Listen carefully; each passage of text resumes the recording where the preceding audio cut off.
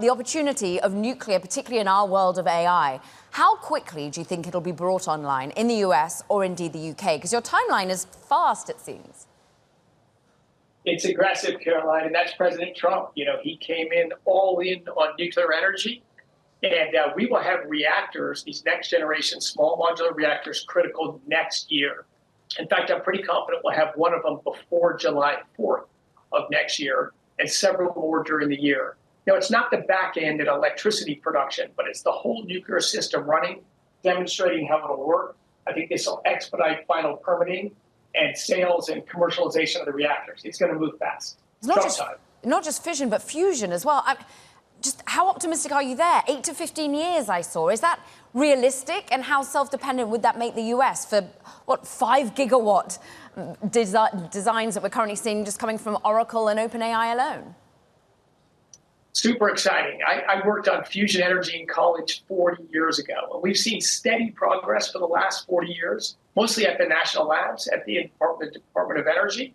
But with AI and commercial fusion companies coming into space now, the pace of innovation is faster than ever before. Yeah, I believe we will know the commercial pathways to fusion during the Trump administration.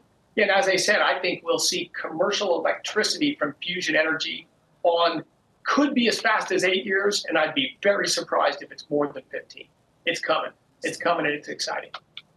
Secretary Wright, as you travel across Europe and head to the UK, what kind of instruction has the president given you to put these energy deals in the context of national security and defense? I think the president has talked from his campaign that his goal was prosperity at home and peace abroad. And he understands instinctively that both of those are intimately tied to energy. You need low-cost, abundant, affordable energy at home to lower costs for Americans and make businesses thrive. That's the same agenda overseas. Here I am in Europe. They're very, of course, shocked at what happened with the Russia invasion of Ukraine and their energy dependence on Russia. Everybody gets that was a mistake. They want to switch that dependence from Russia onto the United States.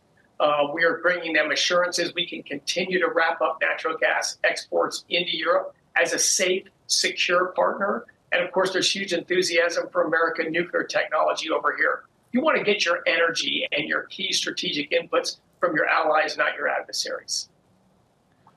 When President Trump took office, he pledged to cut electricity price in half within 12 months for everyday Americans, Secretary Wright. In the time since the president's been in office, electricity prices have risen 10%. Is he still able to make good on that election pledge, and how does he get there? Look, the president is a very ambitious, aim-high guy. He is absolutely committed to lowering energy prices in the United States. We've seen that in gasoline and diesel and oil products. We're seeing screaming increase in U.S. natural gas production and prices there as well, not rising at all. Electricity grid's harder. It's just long time frames. Long time frames change that whole system cost. But if you look at it on a micro scale, the president is ready to permit, and we are permitting immediately, electric generating capacity that will be less than half the cost of the stuff that was built under the Biden administration. So are we adding new capacity on the grid that's less than half the cost of the Biden administration? Absolutely. The president's adamant about that.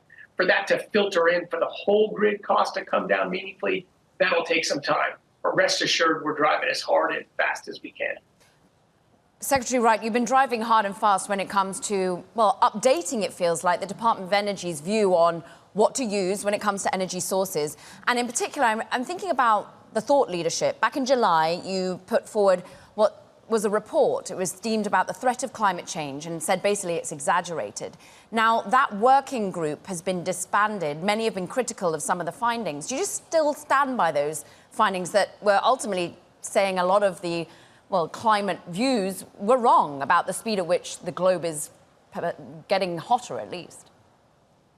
Actually, no dispute at all about temperature and sea level data. What we did was just popularize the data that the climate alarmists and the politicians don't want to popularize. 90% of what's in our climate report is in the Intergovernmental Panel on Climate Change reports. I've been studying this issue for 20 years, so quite familiar with it.